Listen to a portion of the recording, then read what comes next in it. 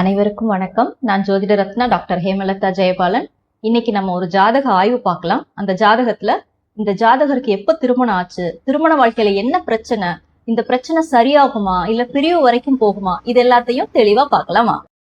இது ஒரு பெண்ணினுடைய ஜாதகம். இவருக்கு 33 வயசு 5 மாதம் 18 நாள் ஆகுது. இவர் பிறந்தது வியாழக்கிழமை. இவரோட திதி சதுர்த்தசி வளர்ப்பிறை திதி, நட்சத்திரம் மிருகஸ்ரீஷம் 4ஆம் பாதம், ராசி மிதுன ராசி, லக்னம் கும்ப லக்னம். இவர் பிறந்தப்போ செவ்வாய் தசையில பிறந்திருக்காரு. இப்போ குரு தசை ராகு புத்தி போயிட்டு இருக்கு. இந்த ஜாதகர் பிறந்த நேரம் 10 மணி 8 நிமிஷம். ஆளுங்கிரகங்கள் உதவியோட பிறந்த நேர திருத்தம் பண்ணது 10 மணி 9 நிமிஷம் 7 செகண்டு. ஆளுங்கிரகங்கள் உதவியோட நேர திருத்தம் செஞ்சதுக்கு அப்புறம் இந்த பெண்ணோட வாழ்க்கையில இந்தந்த சம்பவங்கள்லாம் நடைபெற்றதா, இப்ப நடந்துட்டு இருக்கா, இப்படி சில விஷயங்கள் எல்லாம் கேட்டு கன்ஃபார்ம் பண்ணிட்டு அவங்க அதுக்கு ஒப்புதல் கொடுத்ததுக்கு அப்புறம் இந்த ஜாதகம் கரெக்ட் அப்படின்னு கன்ஃபார்ம் பண்ணிட்டு ப்ரெடிக்ஷனுக்கு போக ஆரம்பிச்சோம். இந்த பெண்ணோட ராசி கட்டத்தை பார்த்துக்கலாம். ராசி கட்டத்துல லக்னத்துல ராகுகேது இல்லை, 2ஆம் பாவத்துல ராகுகேது இல்லை. அதனால இது ராகுகேது தோஷம் இல்லாத ஜாதகம். அதே போல செவ்வாய் தோஷமும் இல்லாத ஜாதகம். ஆனால் இந்த பெண்ணுக்கு திருமண வாழ்க்கையில் ஏன் இவ்வளோ பிரச்சனைன்றதை பார்க்கலாம். உயர்கணித கேபி சார ஜோதிட முறையில் டிகிரியில் கணிக்கப்பட்ட அதே ஜாதகம் 1ஆம் பாவம் 17 டிகிரி 43 நிமிஷம் 9 செகண்டில் ஆரம்பிக்குது. அப்போது ராசி கட்டத்தில் 1ஆம் பாவத்தில் இருந்த சுக்கிரன் இப்போ 12ஆம் பாவத்துக்கு போயிருச்சு.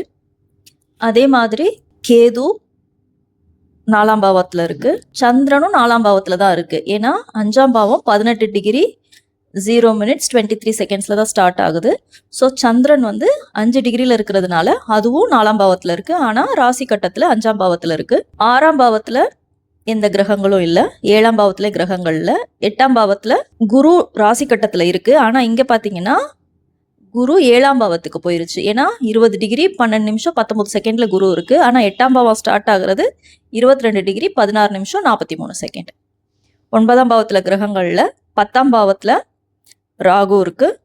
அதே மாதிரி ராசி கட்டத்துல சூரியனும் புதனும் 11ஆம் பாவத்துல இருக்கு. ஆனா இங்க சூரியன் 11ஆம் பாவத்துல இருக்கு, புதன் 10ஆம் பாவத்துல இருக்கு. ஏன்னா 11ஆம் பாவம் 18 டிகிரி 0 minutes 23 செகண்ட்ல தான் ஸ்டார்ட் ஆகுது.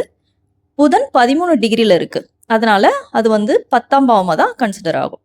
ஸோ இந்த மாற்றங்களோட நம்ம அடுத்தது உயர்கணித கேபி சார ஜோதிட முறையில என்ன பலன் அப்படின்றத பார்க்கலாம். இந்த ஜாதகத்தோட லக்ன சப்ளாட் சூரியன். 1ஆம் பாவம் அப்படின்றது ஜாதகரோட உடல்வாகு, அவங்களோட உருவம் எப்படி இருக்கும், எதையும் அனுபவிக்கிற யோகம் எப்படி இருக்கும், அவங்களோட தனித்தன்மை, முயற்சி, ஆரோக்கியம், நோய் எதிர்ப்பு சக்தி, தலைமை பண்பு, பெருந்தன்மையான குணம், இதை பத்தி எல்லாம் சொல்றது. அப்படிப்பட்ட லக்ன பாவம் ஜாதகருக்கு 3, 9, 12 தொடர்பு பெற்றிருக்கு. உயர்கணித சார ஜோதிட முறைப்படி எந்த பாவமும் தனக்கு 8, 12 இல்ல லக்னத்துக்கு 8, 12 தொடர்பு கொள்றப்போ ஜாதகர் அந்த பலனை அனுபவிக்க முடியாது. 8ஆம் பாவம்ன்றது எதிர்மறையான பலன்கள், 12ஆம் பாவம்ன்றது அந்த பலனை சுத்தமா அனுபவிக்கவே முடியாது. துண்டித்தல், பிரிவு, இந்த மாதிரி விஷயங்கள். இப்ப ஜாதகருக்கு லக்ன பாவமே 3, 9, 12 தொடர்பு. 3ஆம் பாவம்ன்றது கம்யூனிகேஷன், 12ஆம் பாவம் அப்படின்றது அந்த கம்யூனிகேஷன் கட் ஆகிறது. அதாவது ஜாதகர் மனசுல இருக்க விஷயத்தை எதையுமே வெளிப்படையா சொல்லாம மனசுக்குள்ளேயோ போட்டு வருத்தப்பட்டு அதனால ஒரு பிரச்சனையை சந்திக்கிறது, இதையெல்லாம் தான் ஜாதகரோட லக்னம். இதுதான் ஜாதகரோட இயல்பு. ஜாதகர் இயல்பாவே எந்த விஷயத்தையும் மனசை திறந்து வெளிப்படையா பேசுற குணத்தோட இல்ல. இதுவே ஜாதகருக்கு ஒரு மிகப்பெரிய மைனஸா அமையும். லக்ன சப்ளாடா இருக்கிற சூரியன் தான் தைரியத்துக்கும் தன்னம்பிக்கைக்கும் உரிய பிளானட். அதுவே லக்னத்துக்கு வீக் ஆயிட்டதுனால இந்த ஜாதகருக்கு அந்த தைரியமும் தன்னம்பிக்கையும் இல்லாம பயம்ன்ற மாதிரி எப்பவுமே பயந்த சுவாபமா இருந்துட்டு இருக்காரு. 5ஆம் பாவத்தோட முக்கியமான காரகங்களான அன்பு, பாசம், காதல், கற்பனை, ரசனை, கேளிக்கை, ஹார்மோன் உற்பத்தி, சிற்றின்பம், ஆழ் மனசு, எல்லாரோடையும் அட்ஜஸ்ட் பண்ணி போறது, இது எல்லாமே வீக் ஆயிடுச்சு. அதே மாதிரி 10ஆம் பாவத்தோட முக்கியமான காரகங்களான கடமை, பொறுப்புணர்ச்சி, ஒரு குடும்பத்தை எடுத்து நடத்துற நிர்வாகத்திறன், இதுவுமே அங்க வீக் ஆயிடுச்சு. ஒரு ஜாதகத்துல திருமண வாழ்க்கை எப்படி இருக்கணும்னு தெரிஞ்சுக்கணும்னா எதெல்லாம் பார்க்கணும். ஜாதகத்துல இருக்கிற களத்திர காரகன், ஆணுக்கு சுக்கிரன், பெண்ணுக்கு செவ்வாய். 5ஆம் பாவம் காதல் உணர்வுகள், சிற்றின்பத்திற்கு. 7ஆம் பாவம் அந்த ஜாதகர் மற்றவரோட எந்த அளவுக்கு அட்ஜஸ்ட் பண்ணி போவாங்க, இந்த சமுதாயத்துல எந்த அளவுக்கு அவங்க ஒரு குடும்பமா மத்தவங்க முன்னாடி ஒரு முன் உதாரணமா இருப்பாங்க. இதுக்கு எல்லாமே களத்திரக்காரகன் 5ஆம் பாவம் 7ஆம் பாவம் இந்த பாவங்களை முக்கியமா பார்க்கணும். இது போக இன்னும் சில பாவங்களையும் பார்க்கணும். ஆனா இந்த 3 விஷயங்களும் ரொம்ப ரொம்ப அடிப்படையான விஷயங்கள். அப்படி நம்ம ஆய்வு பண்ணும்போது அந்த 7ஆம் பாவம் எப்படி இருக்கக்கூடாது, களத்திரக்காரகன் எப்படி இருக்கக்கூடாது, 5ஆம் பாவம் எப்படி இருக்கக்கூடாதுன்றதை இப்ப பார்க்க போறோம். முதல்ல 7ஆம் பாவத்தை பத்தி பார்க்கலாம். 7ஆம் பாவத்துக்கு 8, 12 பாவங்களா வர்ற 2ஆம் பாவம் 6ஆம் பாவத்தோட தொடர்பு இருக்கக்கூடாது. அதே மாதிரி லக்னத்துக்கு 8, 12 வர்ற 8ஆம் பாவமும் 12ஆம் பாவ தொடர்பும் இருக்கக்கூடாது. இதே போலதான் 5ஆம் பாவத்துக்கும் 5ஆம் பாவத்தோட 8, 12 12ஆம் பாவமும் 4ஆம் பாவமும் வரக்கூடாது. லக்னத்துக்கு 8, 12 8ஆம் பாவமும் 12ஆம் பாவ தொடர்பும் வரக்கூடாது.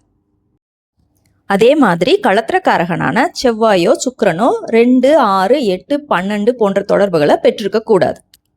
அதே போல தசாபுத்தி தொடர்புகளும் ரொம்ப ரொம்ப நல்லா இருக்க வேண்டியது கட்டாயம். கெட்டுப்போன தசையோ புத்தியோ வீரியமா இருக்கிறப்போ ஜாதகரால அந்த பிரச்சனையில இருந்து தப்பிக்க முடியாது. பிரச்சனைகளோட தாக்கம் அதிகமாயிட்டே இருக்கும். இந்த ஜாதகருக்கு திருமணத்துக்கு முக்கியமா பார்க்க வேண்டிய விஷயங்கள்ல செவ்வாய் 6, 8 தொடர்பு, 7ஆம் பாவமும் 6, 8 தொடர்பு. செவ்வாயே 7ஆம் பாவத்துக்கும் 11ஆம் பாவத்துக்கும் சப்ளாடா வந்து 6, 8 தொடர்பு பெற்றிருக்கு. இதுதான் காரகோ பாவ நாஸ்தி. அதாவது ஒண்ணு கிரகம் நல்லா இருக்கணும், இல்ல பாவம் நல்லா இருக்கணும். அப்படின்னா 50% ஜாதகர் அதை அனுபவிக்க முடியும். ஜாதகருக்கு 22 வயசுல திருமணம் ஆயிருக்கு. அதாவது 2014 நவம்பர் மாசம். அப்ப நடக்கிற தசை பாத்தீங்கன்னா குரு தசை, புத்தி சனி புத்தி, சுக்கிரன் அந்தரம். இதுல குரு தசை திருமணத்துக்கு ரொம்ப சாதகமா இல்லைன்னாலும் சனி புத்தி ரொம்ப ரொம்ப சாதகமா இருக்கு.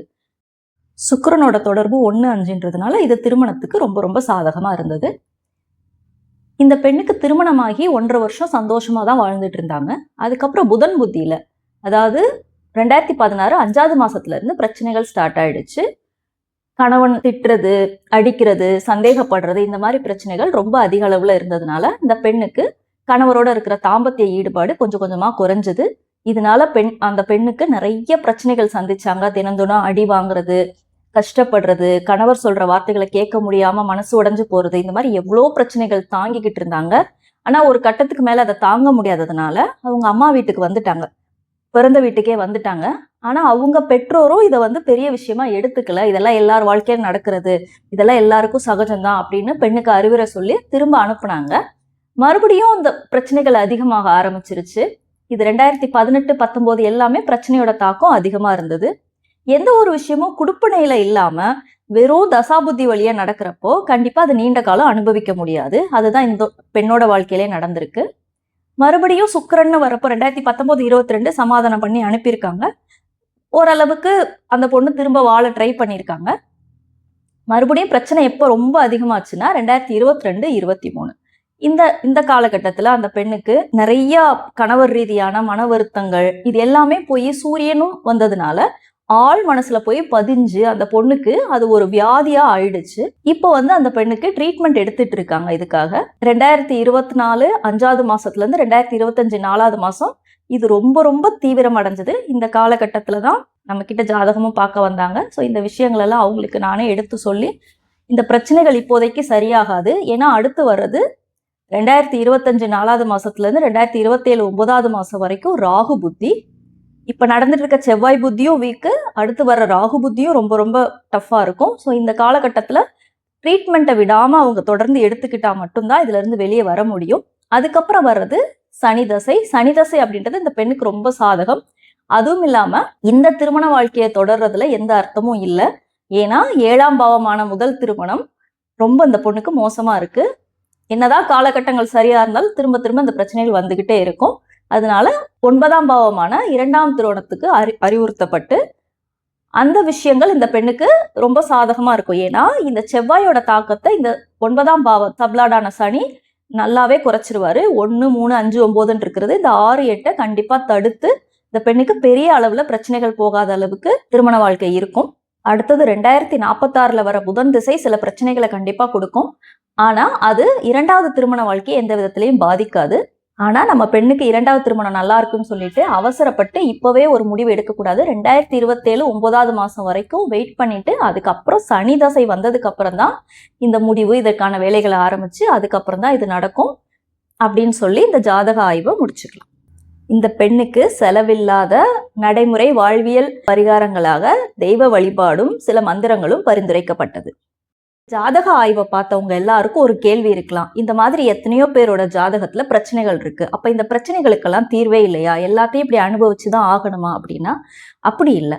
இதெல்லாம் பிரச்சனைகளை அனுபவிச்சதுக்கு அப்புறம் நம்ம இதுக்கான தீர்வு தேடுறதை விட ஒரு திருமண பொருத்தம்னு பாக்குறப்பவே இந்த மாதிரி ஜாதகம் நம்மளுக்கு இருந்தா இதை உடைக்கிற மாதிரி, இந்த பலன்களை அப்படியே மாற்றுற மாதிரி, இல்ல நம்ம தாக்கு பிடிக்கிற மாதிரி ஒரு ஜாதகம், வரனோட ஜாதகத்தை பார்த்தீங்க அப்படின்னா இதோட தாக்கத்தை முழுவதும் குறைச்சிடலாம்.